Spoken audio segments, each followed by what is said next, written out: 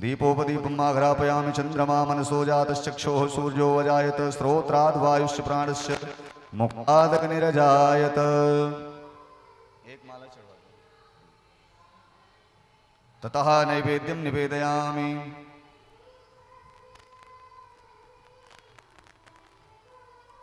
ओम मल्लिकादीनि सुगंधीनि मालत्यादीनि वै प्रहोमया हृदानि पुष्पाणि पूजार्थं प्रतिगृहीतां नैवेद्यं पंचग्रास मुद्रां प्राणाय स्वाहा अपानाय स्वाहा व्यानाय स्वाहा उदानाय स्वाहा समानाय स्वाहा पंचग्रास मुद्रां समर्पयामि राजकीय मुद्रां निवेदयामि। अक्षत फूल ले लीजिए। नाना सुगंध पुष्पाणि यथा कालोद्भवानि च पुष्पांजलिर्मया दत्त गृहाण परमेश्वर। मंत्र पुष्पांजलिं समर्पयामि।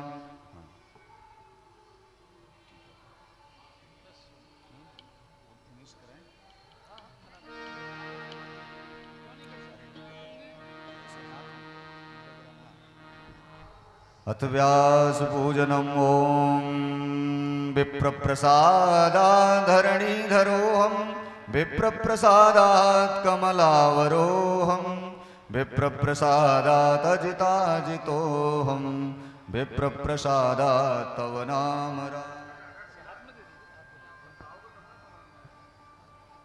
Hello hello Shri Ram.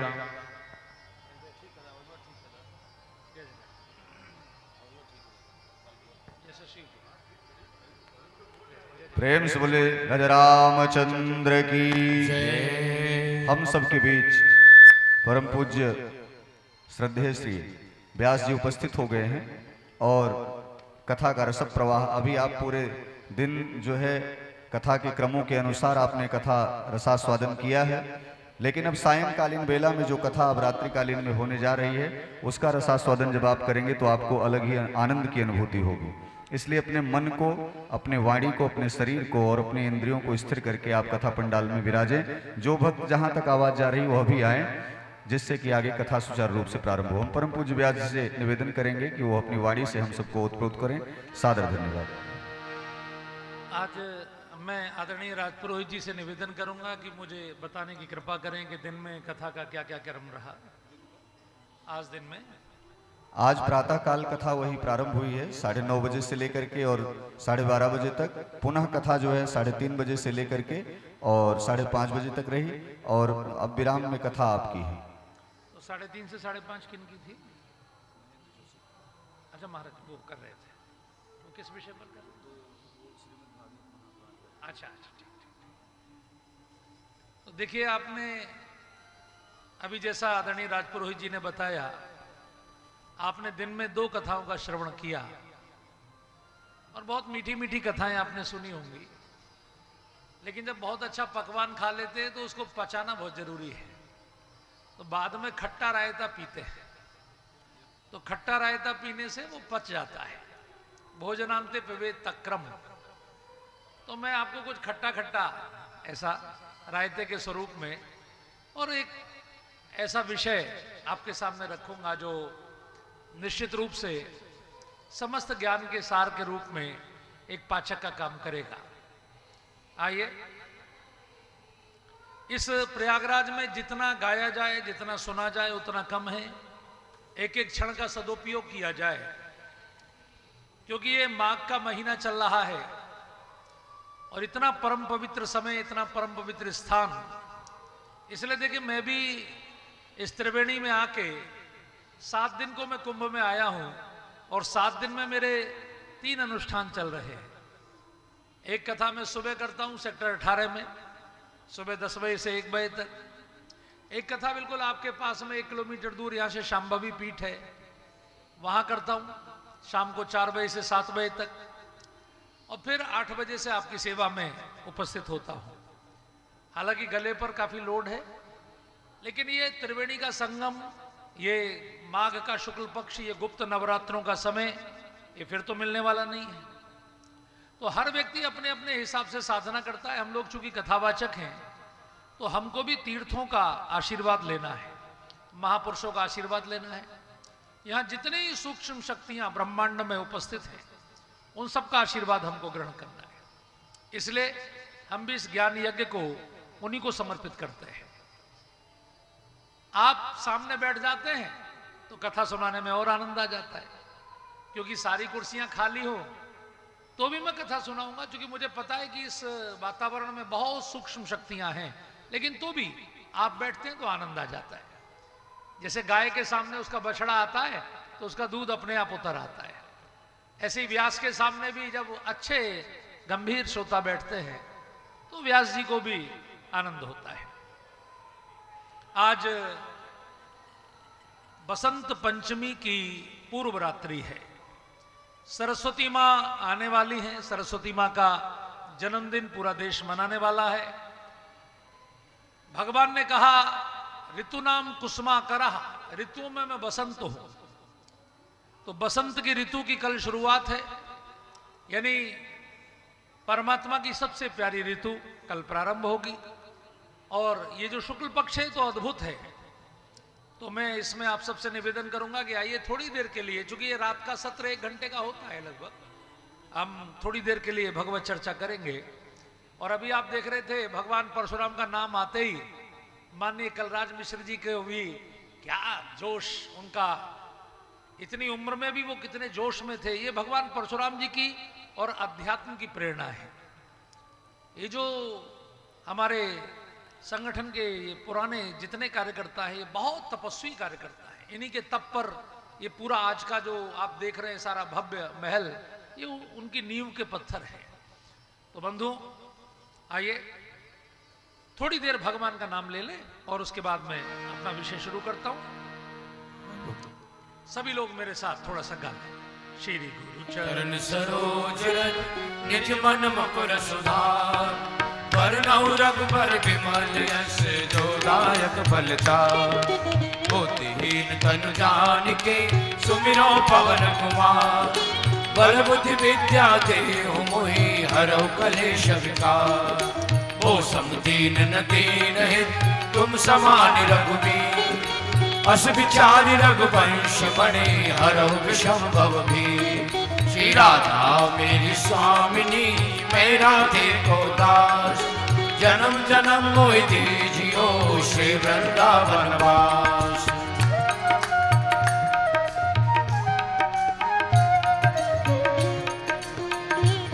सभी लोग श्री राम जय राम जय जय राम, श्री राम जय राम जय जय राम, श्री राम जय राम जय जय राम, श्री राम जय राम जय जय राम।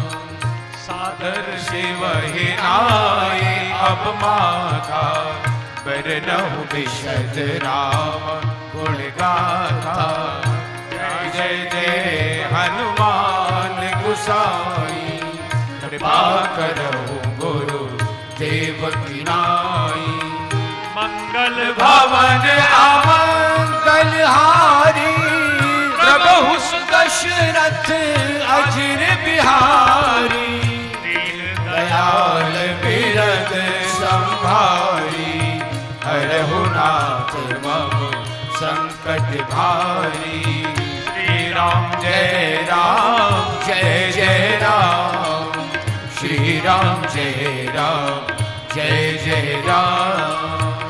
सादर शिव वही अब माथा, वरनहु विशद राम गुण गाथा। गुरु मातु महेश भवानी, प्रणवहु दीन बंधु दिन दानी। राम जय जय राम, श्री राम जय जय राम, श्री राम जय जय राम, श्री राम जय जय राम। राम कथा कली कामत गाई, शरीर बने पूरी सुहाई। मंगल भवन अमंगल हारी, प्रभु सहित जय जपत पुरारी। श्री राम जय राम, श्री राम जय जय राम। सरस्वती मैया की जय। श्री गणेश जी महाराज की जय। श्री सदगुरुदेव महाराज की जय। श्री गोस्वामी तुलसीदास जी महाराज की जय। श्री भरद्वाज जी महाराज की जय। प्रयागराज महाराज की जय। सब संतन की जय। सब पितरन की जय। सब देवन की जय। गंगा मैया की जय। गौ माता की जय। भारत माता की जय। बोलिए श्री परशुराम भगवान की जय। नमः पार्वती पते हर हर महादेव।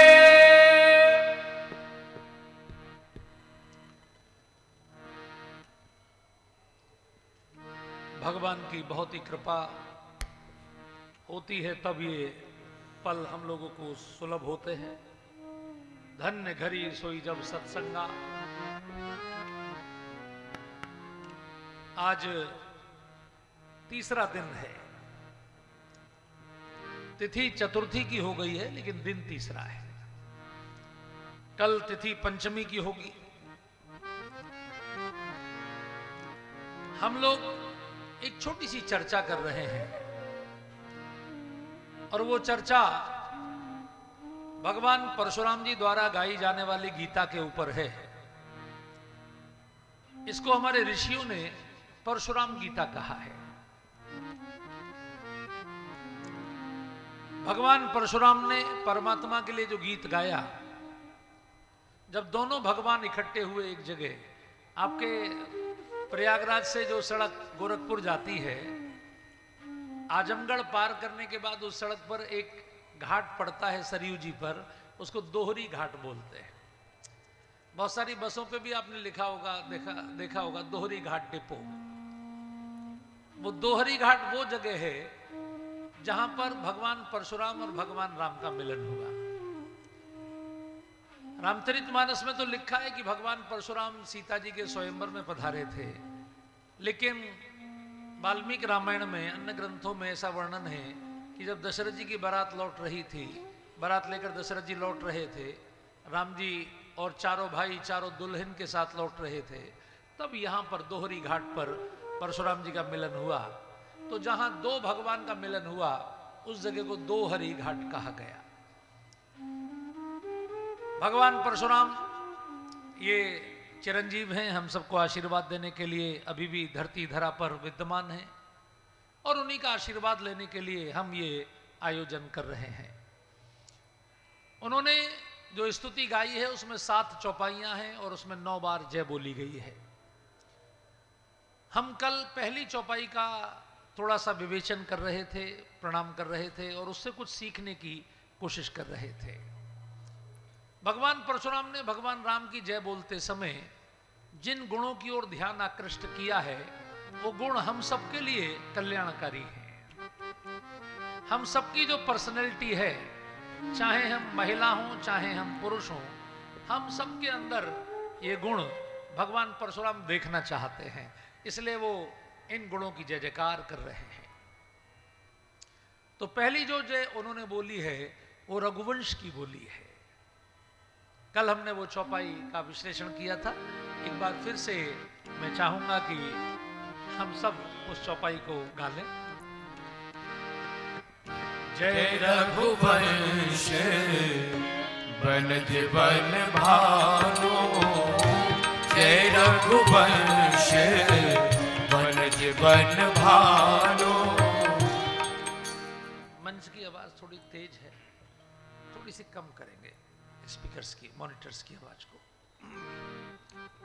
हमारी आवाज भी थोड़ा बराबर कर देंगे तो बड़ी कृपा होगी। हमारा बेस गले का जरा कम है। गहन धनुष कुल दहन कृशानो, गहन धनुष कुल दहन कृशानो। जय सुर विप्र धनु हितकारी, जय सुर विप्र धनु हितकारी। जय मद मोहा मोह ब्रह्महारी, मद मोहा कोह ब्रह्महारी। जय रघुवंश बनज बन भानु। जय रघुवंश बनज बन भानु।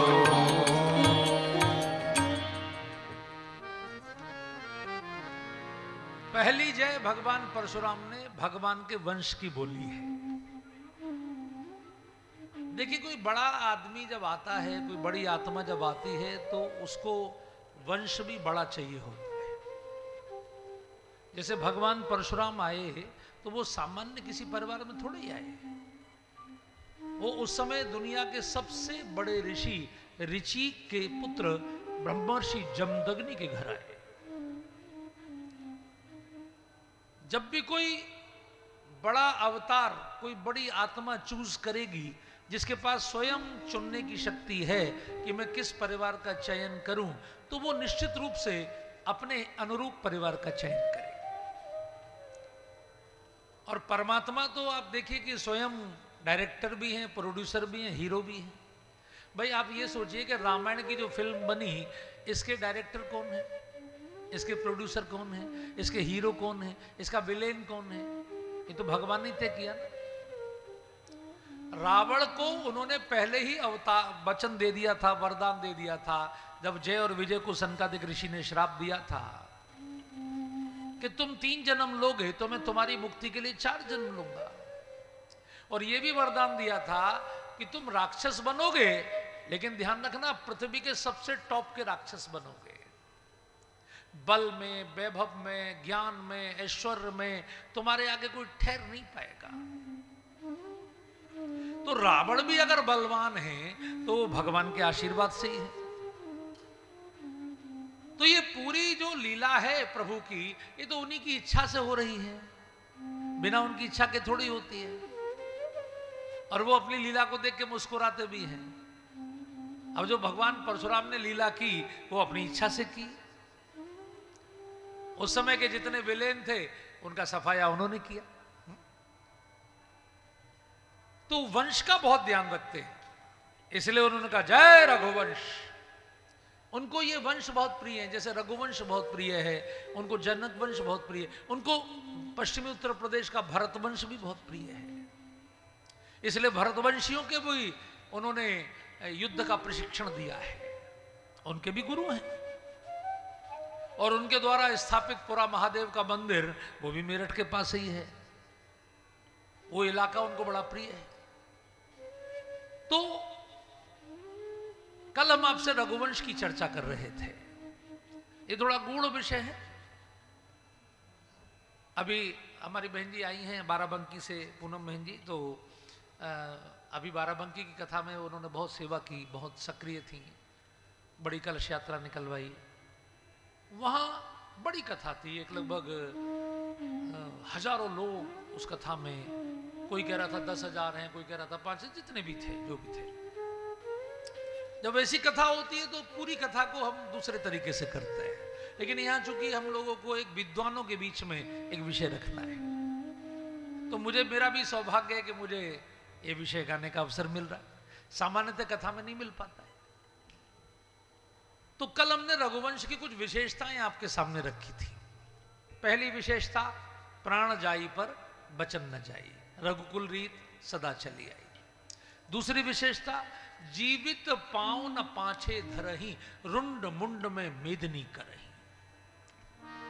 युद्ध के मैदान में उतरते हैं जब रघुवंशी, तो पूरी पृथ्वी को लाशों से, सिरों से, रुंडों और मुंडों से पाट देते हैं और रणभूमि में कभी पैर पीछे नहीं करते। पीछे पैर नहीं होता। और रघुवंश की तीसरी विशेषता, उनके दरवाजे से मांगने वाला कभी खाली हाथ वापस नहीं जाता। और उनकी चौथी विशेषता, वो पराई नारी को मां और पराई धन को मिट्टी समझते हैं। ये जो विशेषताएं हैं, ये आपके कैरेक्टर को, आपकी जेनेटिक्स को प्रभावित करती है। अभी जब अयोध्या में रामलला का आंदोलन चला, 30 साल लगातार संघर्ष हुआ, जिस समय वो संघर्ष चल रहा था उस समय माननीय कलराज जी पूरे संगठन के प्रमुख थे। इतने बड़े संघर्ष में लोग पूछते थे रामलला का मंदिर बनने से क्या हो जाएगा, इतने सारे मंदिर हैं, एक मंदिर और बन जाएगा, व्हाट इज द, उसका इफेक्ट क्या होगा? उसका इफेक्ट ये होगा, राम की भक्ति बढ़ेगी, राम का नाम बढ़ेगा तो पूरे संसार में ये जो दो विषयों पर सबसे ज्यादा अपराध होते हैं, चारित्रिक और आर्थिक भ्रष्टाचार पर, ये समाप्त हो जाएंगे। जब व्यक्ति पराई नारी में मां और पराई धन में मिट्टी देखेगा तो भगवान परशुराम ने रघुवंश की जय बोली। और वंश को वो कितना महत्व देते हैं, इसलिए जब भीष्म गंगा जी के पुत्र हुए तो भीष्म को स्वयं सारी शिक्षा, भीष्म किनके शिष्य हैं? भगवान परशुराम के। भीष्म जब अपना परिचय देते हैं तो बोलते हैं मैं गंगा पुत्र भगवान परशुराम का शिष्य भीष्म, ऐसे परिचय देते हैं। भीष्म को कितना गौरव है। और भीष्म का वंश भी अद्भुत है, भरत वंश, वहां भी एक से एक बड़े महापुरुष हुए। भीष्म की यह विशेषता थी। कल हम लोग गंगा मैया का जिक्र कर रहे थे, हमने अंत में एक गाना भी गाया, हम उस देश के वासी हैं जिस देश में गंगा बहती है। तो मैं इसलिए जिक्र कर रहा हूं कि द्वादशी तक तो मैं यहां नहीं रह पाऊंगा, क्योंकि ये जो माघ के शुक्ल पक्ष की अभी द्वादशी आएगी, यही भीष्म की पुण्यतिथि है। भीष्म हम सबके पितर हैं। हम लोग जब तर्पण करते हैं पितरों का तो भीष्म का भी तर्पण करते हैं। भीष्म हम सबके बड़े भाई हैं, क्योंकि गंगा हम सबकी मां है और भीष्म गंगा के पुत्र होने के नाते हम सबके बड़े भाई हुए। कैसे हैं भीष्म? मैं इसलिए बता रहा हूं कि भगवान परशुराम को वो बहुत प्रिय है, तो उससे हमको ध्यान में आएगा कि हमको भी कैसा होना चाहिए। देखिए ये कथाएं हमको क्यों सुनाई जाती हैं, आप सोचिए, क्योंकि हम अपनी दोनों आंखों से पूरी दुनिया के चेहरे देख सकते हैं, अपना तो नहीं देख सकते। अपना चेहरा हम तभी देख सकते हैं जब हमारे पास एक शीशा होता है, एक दर्पण होता है। तो प्रत्येक कथा हमको एक दर्पण दिखाती है, एक शीशा दिखाती है, और प्रत्येक कथा को सुनकर हमको प्रेरणा मिलती है कि हमारे अंदर अभी ये अगर और हो जाए तो हम भी ऐसे हो जाएं। थोड़े से ही गुणों की तो बात है, बाकी तो सामान्यतः आप लोग जो कथा सुनने बैठे हैं आप अच्छे ही लोग हैं। अगर आप अच्छे ना होते तो इतनी घोर ठंड में यह कथा सुनने क्यों बैठते? तो भीष्म की विशेषता, गंगा के पुत्र,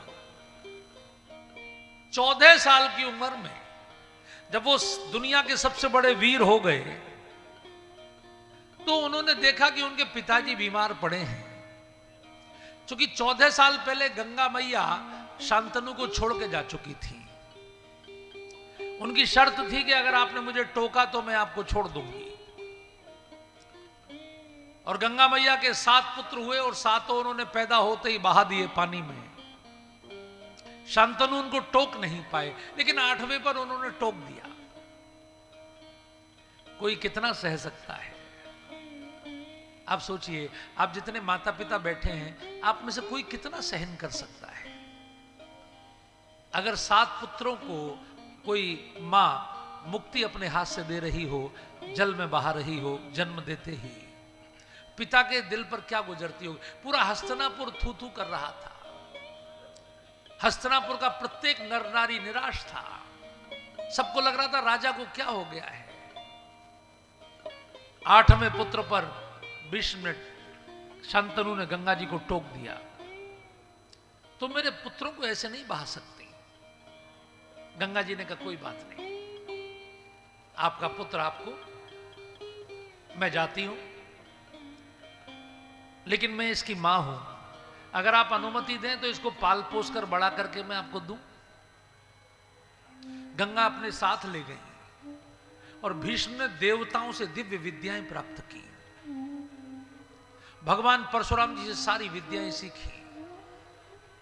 ये मां गंगा ने ही भगवान परशुराम जी से भीष्म को सिखवाया। और जब 14 साल बाद भीष्म लौटे तो 14 साल की उम्र में ही वो राजकुमार दुनिया का सबसे बड़ा योद्धा हो चुका था। उनकी ये स्थिति थी कि उनका रथ भारत के जिस राज्य में से गुजरता था उसके झंडे झुका दिए जाते थे। किसी की हिम्मत नहीं थी जो अपना झंडा तान सके।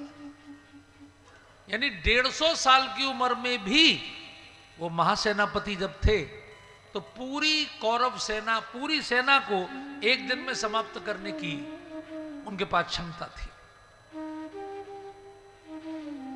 तो जब उनके 14 साल हो गए और गंगा मैया, अब देखिएगा एक अंग्रेजी की कहावत है, out of sight out of mind.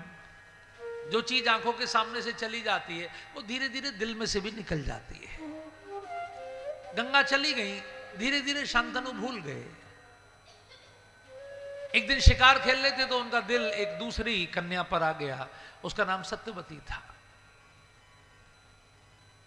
अब वो कितने मॉरल वैल्यूज वाले आदमी रहे होंगे। क्षत्रियों के लिए हरण करना कोई अपराध नहीं था, राजा का अधिकार था, लेकिन उन्होंने ऐसा नहीं किया।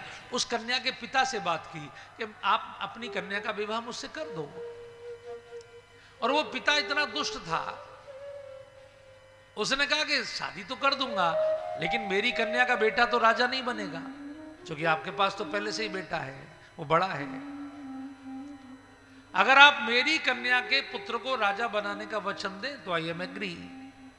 शांतनु ने कहा ये नहीं हो सकता, मैं अपने पुत्र का हक नहीं छीन सकता। वो बीमार हो गए, क्योंकि एक और दिल था, एक और दिमाग था, एक और परिवार के संस्कार थे, दूसरी ओर मन का भी बेचैनी थी। भीष्म ने पूछ लिया मंत्री से, पिता महाराज बीमार क्यों है? उसने कहा वो सत्यवती वाला मामला है। अब देखिए कितना समझदार बच्चा है, अपने पिता के कष्ट को हरने को वो स्वयं सत्यवती के पिता के पास पहुंच गए और कहा सुन, मैं गंगा का बेटा हूं, मेरी वाणी पर अगर तुझे भरोसा हो तो आई प्रॉमिस मैं सिंहासन नहीं लूंगा। मैं वचन देता हूं तेरी बेटी का पुत्र ही सिंहासन का अधिकारी होगा। उसने कहा मुझे आपकी बात पे भरोसा है राजकुमार, मैं जानता हूं कि आप वचन से नहीं फिरेंगे, लेकिन आपके बच्चे। आइए महाराज जी, हमारे दिलीप कृष्ण जी महाराज सुबह के सत्र में जो आपको कथा सुनाते हैं वो यहाँ आ गए हैं, उनका स्वागत है। अच्छा, बहू रानी भी आई है, उनका भी स्वागत है। बहुत अच्छा, फिर तो जोड़े से बैठ के सुनो, उसका तो बहुत ही पुण्य है। आप बैठे रहें, आ जाए, यहाँ आ जाए।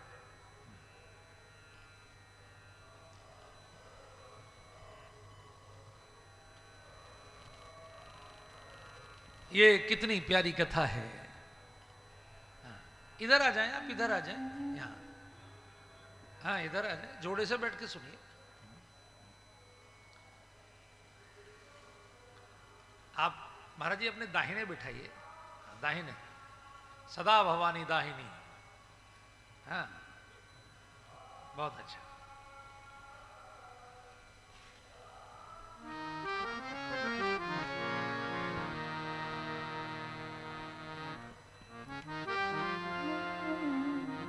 भीष्म सत्यवती के पिता के पास है। आप उसकी मॉरल वैल्यू देखिए बच्चे की। उसके पिता ने कहा तुम पर भरोसा है राजकुमार, लेकिन आगे चल के आपके जो बच्चे बड़े होंगे वो सोचेंगे कि मेरे पिता का अधिकार छीन लिया। तो आपके बच्चे जब आप बूढ़े हो जाओगे तो मेरे बच्चों को, मेरी बेटी के बच्चों को मारेंगे और फिर से राज्य छीन लेंगे। तो कितना दुष्ट आदमी रहा होगा। तब भीष्म ने कहा मैं विवाह ही नहीं करूंगा। अगर ऐसी बात है तो मैं तुमको वचन देता हूं, मैं विवाह नहीं करूंगा, मैं आजन्म ब्रह्मचारी रहूंगा। और वो जो प्रतिज्ञा कहलाई वो भीष्म प्रतिज्ञा थी। भीष्म माने कठोर, इसलिए वो राजकुमार देवव्रत से भीष्म के रूप में विख्यात हो गए और जीवन भर नैष्ठिक बाल ब्रह्मचारी रहे। अब आप सोचेंगे हमें आप ये कथा क्यों सुना रहे हैं? मैं इसलिए सुना रहा हूं कि पूरे भारतवर्ष में पिछले 200 करोड़ वर्षों के स्पिरिचुअल हिस्ट्री में, आध्यात्मिक इतिहास में यदि 12 लोग परम भागवत माने गए हैं तो उसमें सबसे लास्ट में भीष्म को माना गया है। पूरी दुनिया में जो 12 लोग परम भागवत हुए उसमें से एक भीष्म है। ध्यान रखिए, भागवत माने जिसने भगवान को प्राप्त कर लिया। कैसा जीवन उन्होंने जिया होगा। ये कथा हम इसलिए सुनते हैं कि इससे हमको प्रेरणा मिले कि इसी जन्म में, इसी शरीर से हमको भी परमात्मा को प्राप्त करना है। यही तो हमारे जीवन का लक्ष्य है। और हम काहे के लिए इतनी फाय फाय कर रहे हैं? ये कथा हम क्यों सुनते हैं? भागवत का मतलब क्या है कि हम भी भागवत हो जाए। भीष्म ने प्रतिज्ञा की थी कि जो भी तेरी बेटी का वंशज इस सिंहासन पर बैठेगा उसकी रक्षा मैं करूंगा। इसलिए आपको लगता होगा कि वो कौरवों की ओर से क्यों लड़े। अरे भैया, वो हम जैसे लोग नहीं थे कि 10-10 रुपए के लिए अपना ईमान बदल लें। वो ऐसे लोग नहीं थे कि किसी पार्टी का टिकट मिल रहा हो तो अपनी पार्टी छोड़ के शामिल हो जाए। वो लोग थे जो प्राण जाई पर वचन न जाई का पालन करते थे। उनकी मॉरल वैल्यूज है। इसलिए धृतराष्ट्र यदि सिंहासन पर बैठा है तो फिर वो उसकी आज्ञा का पालन करेंगे, उसकी सेना के सेनापति होंगे। तो वचन में बंधे हुए हैं। इसलिए शरीर है कौरवों की ओर और दिल है पांडवों की ओर। खैर, अपने मरने का रहस्य भी उन्होंने ही बताया। युधिष्ठिर जब आशीर्वाद मांगने गए, भीष्म ने कहा, बेटे मैं लड़ना नहीं चाहता, मैं तो तुमको विजयी भव का आशीर्वाद दे चुका हूं, लेकिन यह भी है कि जब तक मैं जिंदा हूं तब तक तुमको विजय प्राप्त नहीं होगी। तो मैं अपने मरने का तुमको स्वयं ही उपाय बताता हूं, क्योंकि मैं इच्छा मृत्यु प्राप्त हूं। मेरे पिता ने मुझे वरदान दिया है, मैं इच्छा मृत्यु। अगर मेरे सामने कोई स्त्री होगी तो मैं हाथ नहीं उठाऊंगा। ये मेरे जीवन का नियम है। क्या नियम थे भाई साहब। आज कितनी घरेलू हिंसा बढ़ गई है, लेकिन पहले स्त्री को देवी मानते हुए कोई हाथ नहीं उठाता था। भीष्म ने कहा, सामने भी अगर स्त्री खड़ी होगी तो भी मैं धनुष नहीं चलाऊंगा, और मैं शिखंडी को स्त्री मानता हूं। और अगले दिन अर्जुन को कहा, बेटे ये काम केवल तू ही कर सकता है। दुनिया के किसी योद्धा के हाथों में इतनी ताकत नहीं है जो तेरे दादा की हड्डियों को भेद सके। वो ताकत केवल तेरे पास है बेटे। इसलिए सोचना मत, पूरी निर्ममता से बाण चलाना। अर्जुन रोता जा रहा था और बाण चलाता जा रहा था पूरे शरीर में। देखिए क्या स्टेमिना रहा होगा 150 साल की उम्र में भी। आजकल 30-30 साल के लड़के ऐसे साइलेंट हार्ट अटैक में जा रहे हैं, और भीष्म के इतने बाण लग रहे हैं तो भी गिर नहीं रहे हैं। पूरे शरीर में बाण प्रवेश हुए, बड़ी मुश्किल से गिरे, और गिरे तो सारे बाण सामने से खाए, पीठ पे नहीं खाए। बाणों की शैया पर सब रो रहे थे। अर्जुन बहुत रो रहा था। वो अपने दादा का सबसे प्रिय पौत्र है। 105 भाइयों में अगर भीष्म सबसे ज्यादा लाड़ किसी को करते हैं तो अर्जुन है। वो कभी अर्जुन को अर्जुन नहीं बोलते थे, अर्जुन को हमेशा विजय बोलते थे। विजय, मेरा विजय। क्योंकि क्षत्रियों को विजय बहुत प्यारी होती है। अर्जुन रो रहा था। भीष्म ने कहा, तूने अपने दादा को इतना सुंदर बिस्तर दिया बेटे, बाणों की शैया दी, तूने अपने दादा को तकिया नहीं लगाया। बेटे मेरा सिर लटक रहा है, अगर बिस्तर पर लिटाना ही है बाणों के तो तकिया लगाना। दुर्योधन स्लीप बेल के मोटे मोटे तकिए लाया। भीष्म ने कहा नहीं, जब बिस्तर बाणों का है, दुनिया के किसी वीर को ऐसा बिस्तर नसीब नहीं होता, तो तकिया भी बाणों का होगा। लगा बेटे विजय।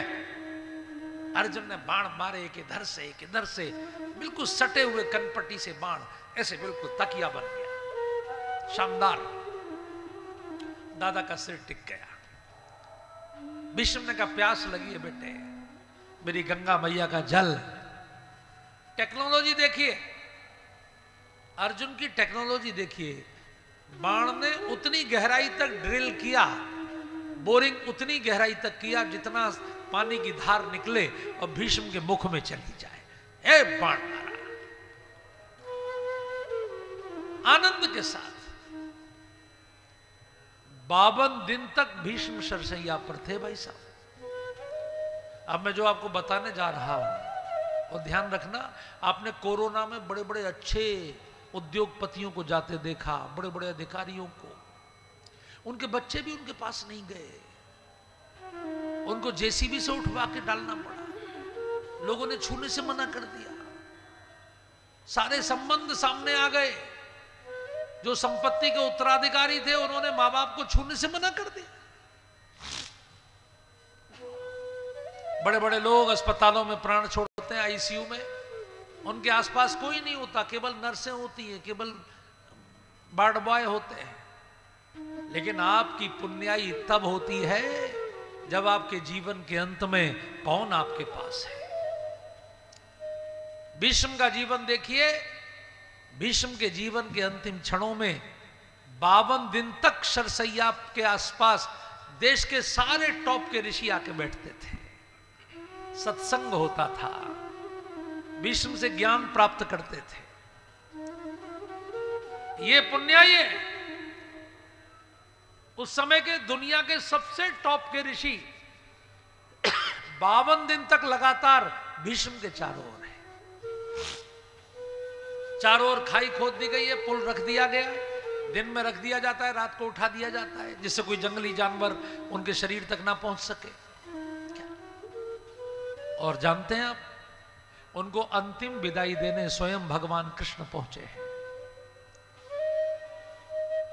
युधिष्ठिर ने जब भगवान कृष्ण से पूछा कि मुझको राजनीति बताइए, मैं कैसे कैसे करूं, भगवान कृष्ण ने कहा बड़े भैया पितामह से पूछो, अभी वो जीवित हैं, वो ज्ञान के भंडार है। और जब भगवान पहुंचे हैं, वो द्वादशी का दिन था, एकादशी, द्वादशी, ये जो शुक्ल पक्ष की एकादशी आ रही है। अर्जुन ने सबसे पहले प्रणाम किया रोते हुए, दादा। भीष्म ने कहा आ गया बेटे, तेरे ड्राइवर साहब कहाँ है जो तेरा रथ हाँकते थे? अर्जुन ने कहा साथ में। बोला ना, अरे उन्हीं के इंतजार में तो 52 दिन से हूं, उत्तरायण के इंतजार में नहीं हूं बेटे, उत्तरायण तो बहुत पहले आ गया था, गोपाल गोविंद के इंतजार में हूं। भगवान आए, कहा दादा। भीष्म ने कहा पास आओ गोविंद, दूर क्यों खड़े हो, मैं सिर को मोड़ नहीं सकता, अर्जुन ने मेरे सिर को फिक्स कर दिया है, मेरी प्रॉब्लम ये है कि मैं आपको ऐसे करके नहीं देख सकता, इसलिए मैं सीधा लेटा हूं, आप बिल्कुल मुझसे चिपक के खड़े हो जाओ जिससे मैं आपका दर्शन कर सकूं। अब देखिए ये मुक्ति होती है, परमात्मा बिल्कुल चिपक के खड़े हैं, परमात्मा की भीनी भीनी सुगंध भीष्म को आ रही है।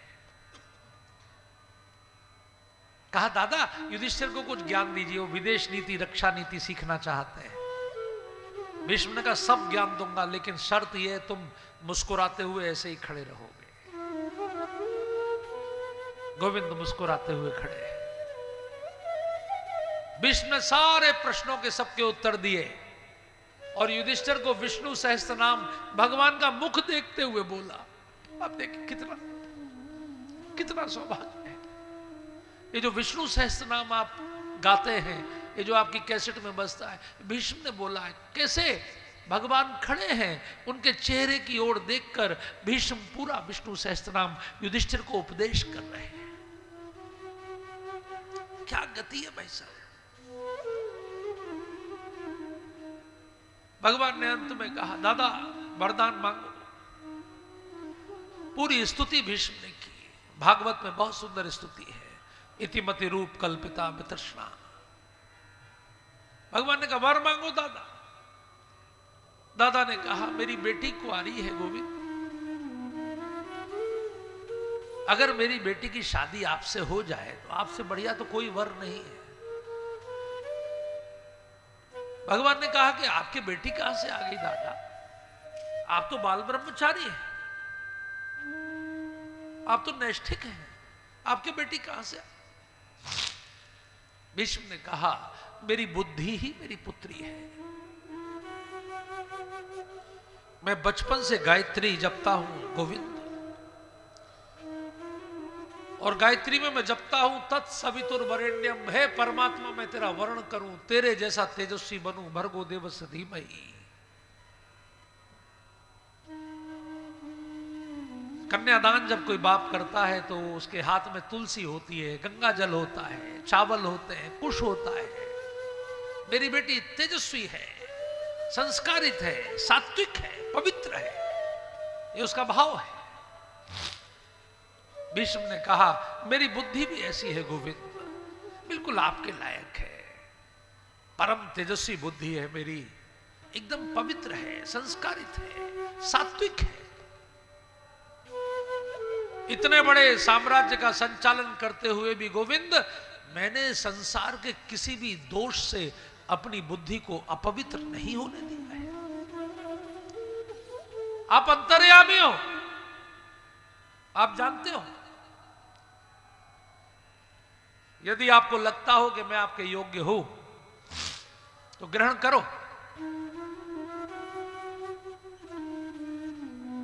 भगवान ने कहा तथास्तु, और तथास्तु कहते ही भीष्म का तेज निकला और गोविंद में समा गया। सुन दुनिया की सबसे शानदार गति हो गई, भीष्म समा। ये भागवती गति होती है। हम लोग तो केवल गाते रहते हैं कि इतना तो करना स्वामी, जब प्राण तन से निकले, गंगा जी का तट हो, यमुना का वंशी बट हो, मेरा सांवरा निकट हो। लेकिन भीष्म के चरितार्थ हो गया। ये यही माघ का शुक्ल पक्ष था, अभी द्वादशी आएगी, उस दिन मैं यहां नहीं होऊंगा, लेकिन आज मैं गंगा मैया को ये सुनाया, परशुराम जी को सुनाया, क्योंकि वो परशुराम जी के सबसे प्रिय शिष्य हैं। इसलिए परशुराम जी वंश को बहुत महत्व देते हैं। आपके माता पिता कैसे हैं, उनके संस्कार कैसे हैं, इससे आपके वंशों का निर्माण होता है। उसमें मां की भी भूमिका होती है और पिता की भी भूमिका होती है। इसलिए हम सभी अपने वंशों को श्रेष्ठ बना सकते हैं। जन्म जन्म के दोषों को हम अपने ज्ञान के द्वारा मिटाकर अपने मन को परम शुद्ध कर सकते हैं। ज्ञान के समान मन को पवित्र करने वाला कोई दूसरा साधन नहीं है। इसलिए ज्ञान यज्ञ करने के लिए लोग माघ के महीने में प्रयागराज आते थे। इसलिए यहां सरस्वती है, ज्ञान की नदी। वो गुप्त है, क्योंकि ज्ञान अंदर की चीज है। ज्ञान तो तभी प्रकट होता है जब आप संपर्क में आते हैं। आइए, भीष्म को परम गति मिली है। हम भगवान परशुराम जी से निवेदन करें, क्योंकि राम के रूप में भी वही है, कृष्ण के रूप में भी वही है। उनसे प्रार्थना करें कि हमारी भी नैया भवसागर से पार हो और हम भी परम भागवत बन सकें, भागवत बन सकें। हे परमात्मा, आपकी प्राप्ति कर सकें। इस भाव के साथ एक भजन मैं चाहूंगा कि भीष्म को श्रद्धांजलि के रूप में आप सब मेरे साथ गा दीजिए। बहुत प्यारा भजन है। एक अर्ज मेरी सुन लो, हमारे बिंदु जी महाराज गाते थे इसको। बिंदु जी भागवत के बहुत बड़े रसिक थे।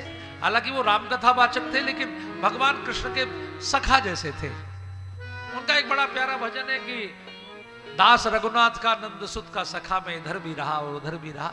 तो रहते थे वृंदावन में, करते थे रामकथा और कन्हैया से साक्षात बात करते थे। बड़ा प्यारा भजन। एक अर्ज मेरी सुन लो, दिलदार हो कन्हैया। एक अर्ज मेरी सुन लो, दिलदार हो कन्हैया। कर दो अधम की नैया, अब पार हो कन्हैया। कर दो अधम की नैया, अब पार हो कन्हैया। एक अर्ज मेरी सुन लो, दिलदार हो कन्हैया। एक अर्ज मेरी सुन लो, दिलदार हो कन्हैया।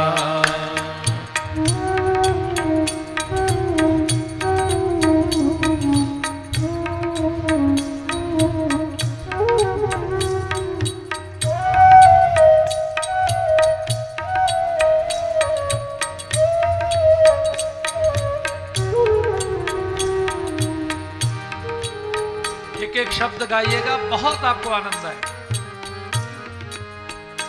तुम हो अधम जनों का उद्धार करने वाले। तुम हो अधम जनों का उद्धार करने वाले। तुम हो अधम जनों का उद्धार करने वाले। तुम हो अधम जनों का उद्धार करने वाले। उद्धार करने वाले। मैं हूँ अधम जनों का सरदार हो कन्हैया। मैं हूँ अधम जनों का सरदार हो कन्हैया।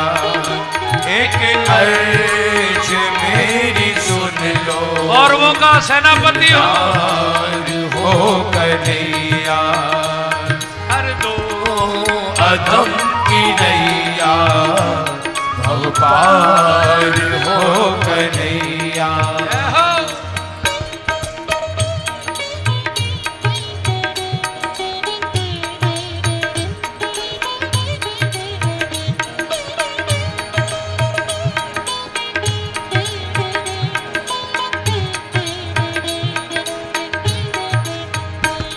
अच्छा हो या बुरा हूँ, परदास हूँ तुम्हारा।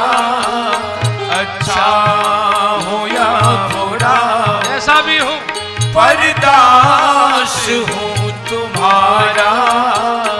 अच्छा हूँ या बुरा हूँ, परदास हूँ तुम्हारा।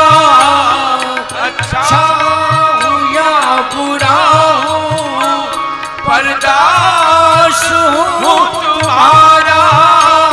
परदास हूँ तुम्हारा। जीवन का मेरे तुम पर है भार हो कन्हैया। जीवन का मेरे तुम पर है भार हो कन्हैया। एक अर्ज मेरी सुन लो, दिलदार हो कन्हैया। कर दो अधम की नैया, भव पार हो कन्हैया।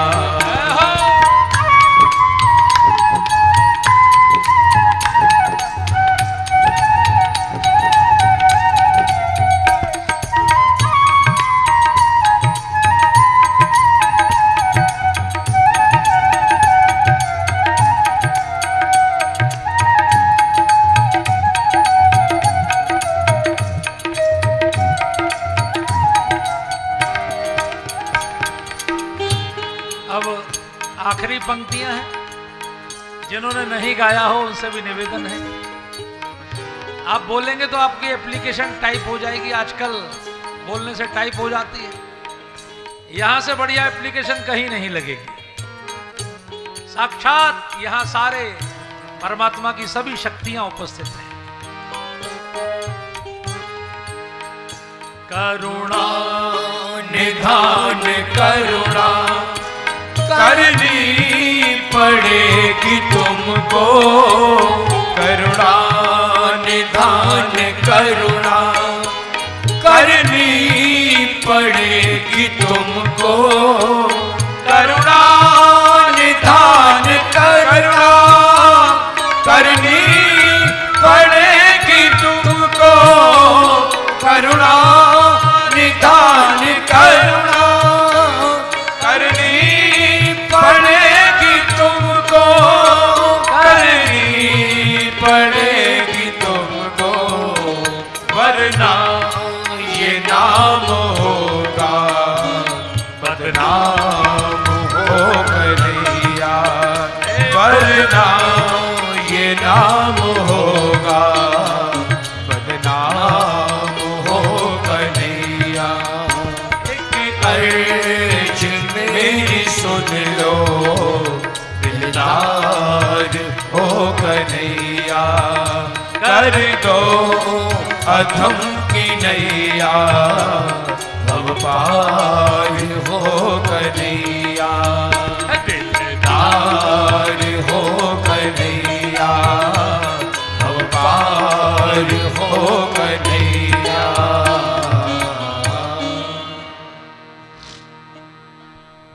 बोलिए करुणानिधान भगवान की जय। तो पहली जय वंश की जय, दूसरी जय उनके गुणों की जय। जय सुर विप्र धेनु हितकारी, जय मदमोह को ब्रह्महारी। हे राम, मैं तुम्हारी जय इसलिए बोल रहा हूं क्योंकि आप देवताओं की, ब्राह्मणों की और गायों की रक्षा करने आए हैं। तीन चीजों को परशुराम जी महाराज जोड़ दे रहे हैं। जय सुर विप्र धेनु हितकारी। ध्यान रखिए, ये तीन चीजें हैं जो देवताओं की लाइफ लाइन है। आप में से जितने लोग हैं वो समझ लीजिए कि इस पूरे ब्रह्मांड में दो प्रकार की शक्तियां हैं, एक दैवी और एक आसुरी। आसुरी शक्तियों को भी बहुत सारी चीजें बल प्रदान करती हैं और दैवी शक्तियों को भी बहुत सारी चीजें बल प्रदान करती हैं। तो देवता, विप्र और गौ, इनकी रक्षा कैसे करना? जितने भी राक्षस होंगे, ध्यान रखिए, वो इन्हीं की लाइफ लाइन को काटते हैं। राक्षसों को ये पता है, हम लोग भूल जाते हैं, हम देव पक्ष के लोग हैं, लेकिन राक्षसों को ये पता है कि यदि इनको नष्ट करना है देवताओं को, तो फिर इन तीन चीजों पर आक्रमण करो, देवताओं पर, गायों पर और ब्राह्मणों पर। देवता माने धरती, देवता माने जल, देवता माने अग्नि, देवता माने आकाश, ये हमारे पंचमहाभूत वायु। इन पांचों पर जो इस समय आक्रमण है, आप कल्पना कर रहे हैं कितना बड़ा आक्रमण है। पूरी धरती त्राही त्राही कर रही है। गंगा मैया में आज सवेरे मैं स्नान करने गया था, कैसा जल हो गया है। ये ठीक है कि आप चुनौती दे रहे हैं अरविंद केजरीवाल को कि वो स्नान करके दिखाए, लेकिन आपके यहां भी गंगा जल कैसा हो गया है। यही गंगा जी चांदी की तरह चमकती थी, लेकिन अब जल का रंग वो नहीं है, अब गोरा रंग नहीं है जल का, मटमैला रंग हो गया है, क्योंकि कानपुर की ट्रेनियां बंद नहीं हुई और जहां भी इन्होंने एसटीपी सिस्टम लगाए वो सब फेल है। सारा सीवेज, सारा औद्योगिक प्रदूषण, कचरा सब नदियों में। इससे देव शक्तियों का पतन होता है। 40% समुद्र जहरीला हो चुका है। इस देश में जहां बंकिम चंद्र चटर्जी ने गाया था, सुजलाम सुफलाम मलयज शीतलाम शस्य श्यामलाम मातरम वंदे मातरम, उस सुजलाम के देश में जहां सबसे ज्यादा नदियां हैं वहां घर घर में आरओ लगाने पड़ गए, पानी अशुद्ध हो गया। इसलिए भगवान परशुराम क्या चाहते हैं कि हम सब जो उनके भक्त हैं, हमारे द्वारा देवताओं की वृद्धि हो, देवी संपदा बढ़े। विप्र माने वेद पाठी, वेदों के विद्वान ब्राह्मण बढ़े। अभी कहां कितने गुरुकुल चलते, और जो चलते भी हैं वो 10-10, 20-20 विद्यार्थी लेकर बैठे हैं। और विद्यार्थी भी कैसे हैं? अगरबत्ती जैसी उनकी बाहें, धूपबत्ती जैसी उनकी टांगें।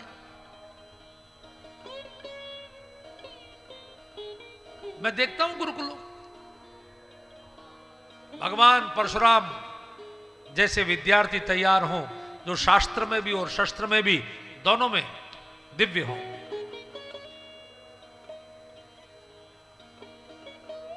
वहीं पश्चिमी उत्तर प्रदेश में जहां परशुराम भगवान गुरुकुल चलाते थे, वहीं इस समय असुरों का गुरुकुल चलता है, राक्षसों का गुरुकुल है, देवबंद का दारुल उलूम मदरसा। सावधान, कभी जाके देखो 10 क्विंटल आटा रोज सिकता है। 10,000 मुल्ला हर साल वहां से संकल्प लेकर निकलते हैं कि हम पूरी दुनिया को दारुल इस्लाम बना देंगे। ये मौलाना मसूद अजहर, कश्मीर का भयंकर आतंकवादी जिसने विमान हाईजैक कर किया था, उसी मदरसे का पढ़ा हुआ है। अपना कोई गुरुकुल ऐसा नहीं है। बड़ी बड़ी जमीनें मंदिरों के पास, मठों के पास, ये बड़े बड़े वैभव का प्रदर्शन कुंभ में हो रहा है, लेकिन ऐसा संकल्प नहीं है कि हम नई पीढ़ी को इतना तेजस्वी बनाएं। भगवान परशुराम भी ये चाहते हैं। अगर देवता बढ़ेंगे, अगर ऐसे वेद पाठी तेजस्वी ब्राह्मण बढ़ेंगे, और अगर गौ माता बढ़ेगी, इसलिए वो 3 चीजों की जय बोल रहे हैं और राम जी को बधाई दे रहे हैं इस बात के लिए कि मैं जानता हूं आप इन 3 की रक्षा करने आए हैं। कौन सी 3 चीजें? एक बार गा दीजिए मेरे साथ। जय सुरभिप्र धेनु हितकारी, जय सुरभिप्र धेनु हितकारी, जय मद मोह ओह ब्रह्महारी, जय मद मोह ओह ब्रह्महारी। मंगल भवन अमंगल हारी, द्रवहु सुदशरथ अजिर बिहारी, जय सुरभिप्र धेनु हितकारी, जय मद मोह ओह ब्रह्महारी। हे राम, मैं जानता हूं कि आप गौ माता की, देवताओं की और ब्राह्मणों की रक्षा करने आए हैं, और जो भी आपकी कथा सुनेगा राम, उसकी बुद्धि में से 4 दोष समाप्त हो जाएंगे: मद, मोह, क्रोध और भ्रम। अब इसकी व्याख्या हम लोग कल करेंगे। आज कथा को यहां विश्राम देते हैं, क्योंकि काफी समय हो गया है, और कल 8 बजे आपकी सेवा में उपस्थित होंगे। आज कार्यक्रम थोड़ा लेट हो गया था और उसके कारण थोड़ा विलंब हुआ। कल ठीक 8 बजे प्रारंभ होगा। आज हमारा दूसरी कथा में श्री राम जन्म का उत्सव था, इसलिए वो होते होते थोड़ा सा, फिर 4 महात्मा आशीर्वाद देने उसी समय आ गए। अब चारों का आशीर्वाद भी अब 5-5 मिनट भी होते हैं, तो उसमें भी समय लग जाता है, इसलिए आज थोड़ा सा लेट हुआ। कल ठीक 8 बजे मैं आपकी सेवा में उपस्थित होऊंगा। अब हम लोग एक बार जयकारा लगा दें और उसके बाद हम लोग आरती करें। मैं आदरणीय दिलीप कृष्ण भारद्वाज जी से भी निवेदन करूंगा कि वो सपरिवार मंच की आरती करेंगे, और बड़े भाव से हम लोग जयकारा लगा दें। आए महाराज जी। मैं ये भी निवेदन करूंगा कि आप 2 शब्द बोलने भी यहाँ आई हुई संगत को जरा।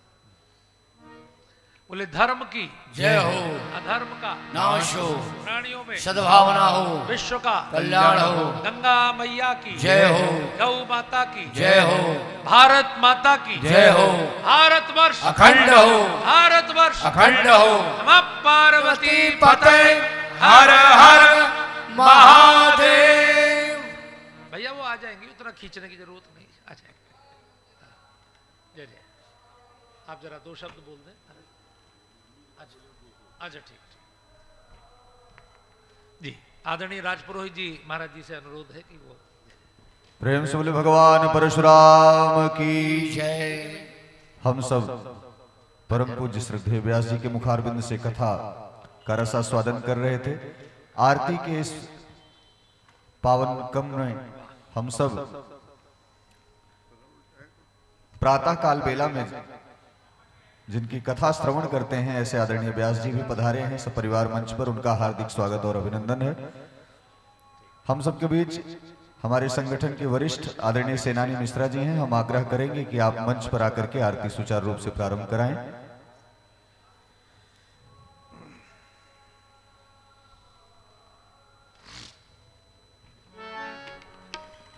प्रारंभ करें।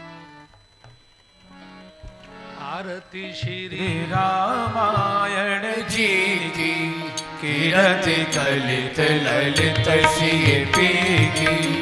आरती श्री रामायण जी की कीरत कलित ललित सीपी की। गावत ब्रह्मादिक मुनि नारद वाल्मीकि विज्ञान विशारद। सुख सनकादिशेष अरुसारद करण पवन सुत कीरति नेगी। आरती श्री रामायण जी की कीरत कलित ललित सीपी की। गावत वेद पुराण अष्टदश शास्त्र सब ग्रंथन को रस। जन धन संतन को शर्वस सार अंश सम्मति सब ही की। आरती श्री रामायण जी की कीरत कलित ललित सीपी की। गावत संतत शंभु भवानी अरघट संभव मुनि विज्ञानी। व्यास आदि कवि वर बखानी काकभूषुल गरुड़ की भीगी। आरती श्री रामायण जी की कीरत कलित ललित सीपी की। कलिमल हरण विषय रस फीकी। सुभग श्रृंगार मुक्ति जुबती की। कलन रोग भव मोरी अमीती। तात मात सब विधि तुलसी की। आरती श्री रामायण जी की कीरत कलित ललित सीपी की। कर्पूर गौरव करुणावतारम संसार सारम भुजगेन्द्रहारम। सदा वसंतम हृदयारविंदे भवं भवानी सहितं नमामि। त्वमेव माता च पिता त्वमेव त्वमेव बन्धु च सखा त्वमेव। त्वमेव विद्या द्रविणं त्वमेव त्वमेव सर्वं मम देव देव। त्वमेव सर्वं मम देव देव। त्वमेव सर्वं मम देव देव। आरार्तिक्यं सन्दर्शयामि जलेन शीतलीकरणम् आपदामपहर्तारं दातारं सर्वसम्पदां लोकाभिरामं श्रीरामं भूयो भूयो नमाम्यहम्। प्रेम से बोले राजा रामचंद्र की, परशुराम भगवान की। हस्ते